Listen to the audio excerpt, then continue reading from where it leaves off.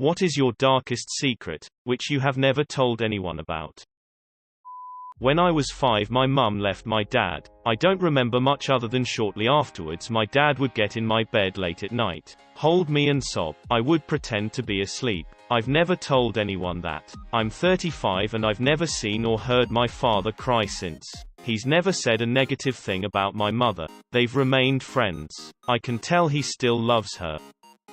I lie about the majority of things in my life, to the point where I even believe the lie.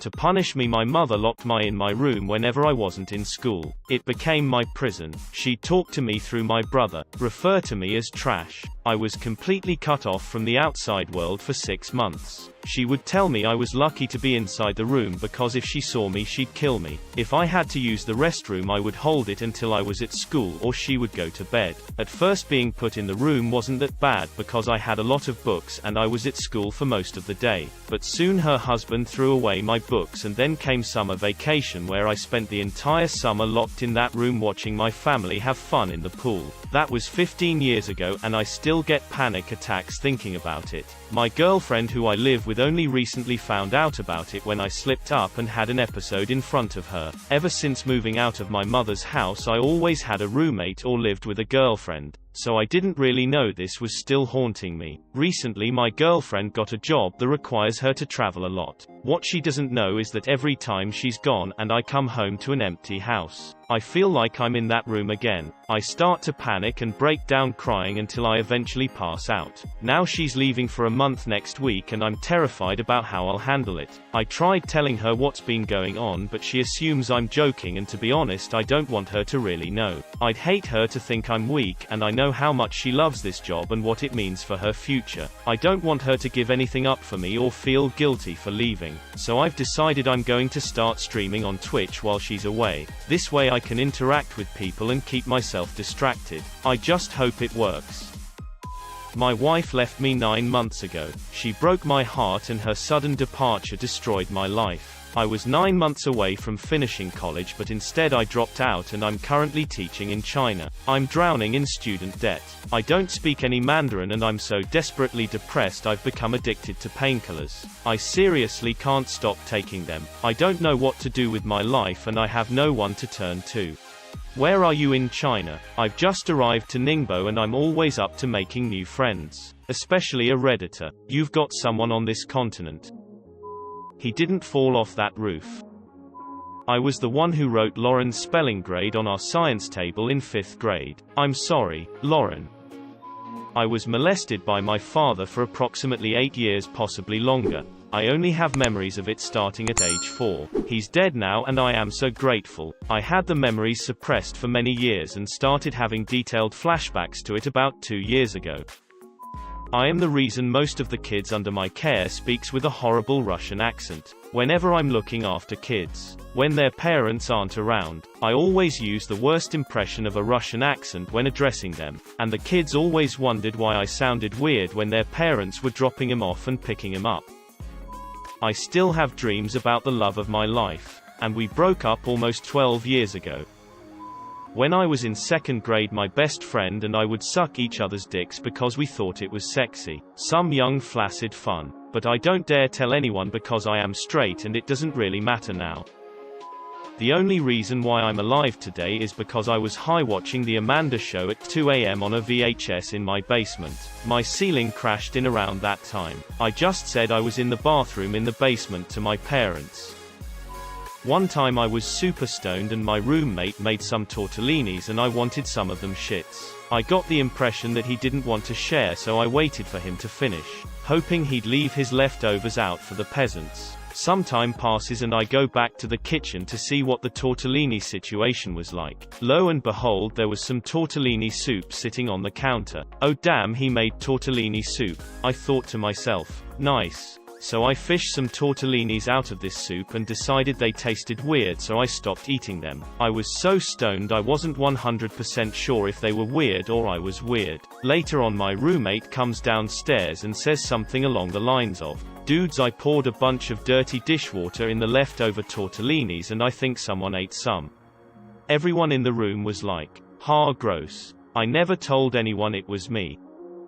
I had 3 online dating profiles. After 7 months I never received one message.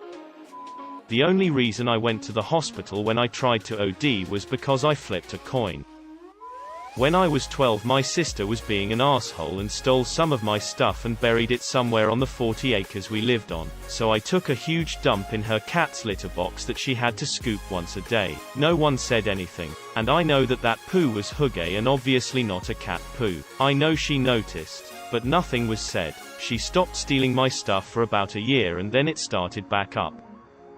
I stole some of my sister's babysitting money to eat the caramellos I was supposed to be selling for a Little League fundraiser. I felt so guilty I couldn't take it. I got some side jobs and paid her back as soon as I could. I don't know if she ever noticed. I was sexually molested by a next-door neighbor. I can't recall my exact age at the time. Around 9-11 years old maybe. He was a married man with 2 daughters, both of whom were younger than me, one of whom was just recently born. I was there at the little girl's 1-year-old birthday party. Anyways, this guy was quite friendly to me. He didn't treat me like a child, but like an equal of his. He taught me how to play games such as backgammon and dominoes and we played often. When he needed something from the grocery store around the corner, he'd give me the money to go for him and let me keep the change. Not all the time, but every now and then he would make an offer to teach me the correct way to go to the bathroom. Being young and naive, I didn't see the true motive behind this offer, but still, I was embarrassed that he would ask. If I was doing anything incorrectly in the bathroom, I was always alone in the bathroom and no one knew of my mistakes but me. I turned down his offer each and every time. One day I was over his place, his wife and kids were gone. I don't know where, and he offered to show me how to milk a person. I thought you milk a cow, not a person,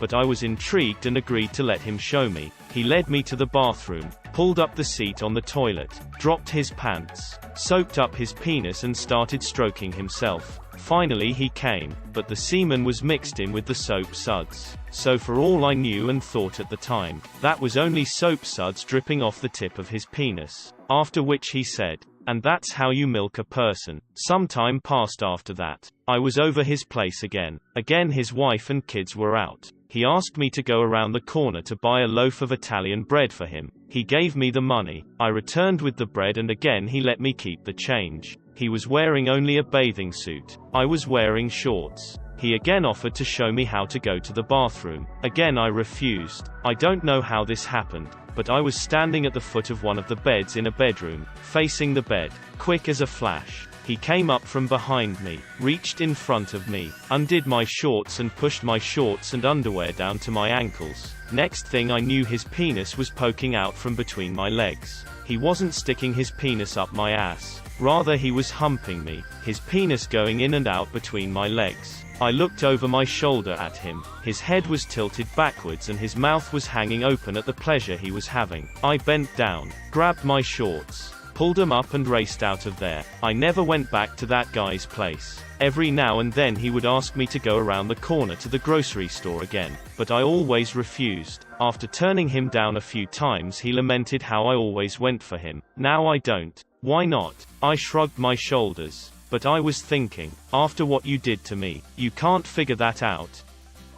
I met this girl in the summer of 1985 while on a summer camping vacation. We got physical but no intercourse. Hung out for 2 or 3 days. I fell hard for her, but she only wanted to be pen pals. She lived an hour away, but when you're 17 it might as well be 8 hours away. We wrote a few times. And eventually after not responding to 2 letters I let it go. I've been with dozens of women since. Happily on my second marriage. There's hardly a day that has gone by that I haven't thought about her in some way. I have looked for her for years. Google, LinkedIn, FB, you name it. No trace of her. She kind of dropped off the face of the earth in 1990. At least on paper. I'm ashamed of the obsession. I have never told anyone but a therapist a few years back. I wonder what she would even think if I contacted her. The more I think about that, the more I'm a bit glad I can't find her. That would probably freak her out. I love my mother, but we are so toxic for each other. If I could trade her in for another mother so she got a better daughter and I got a better mom, I definitely would.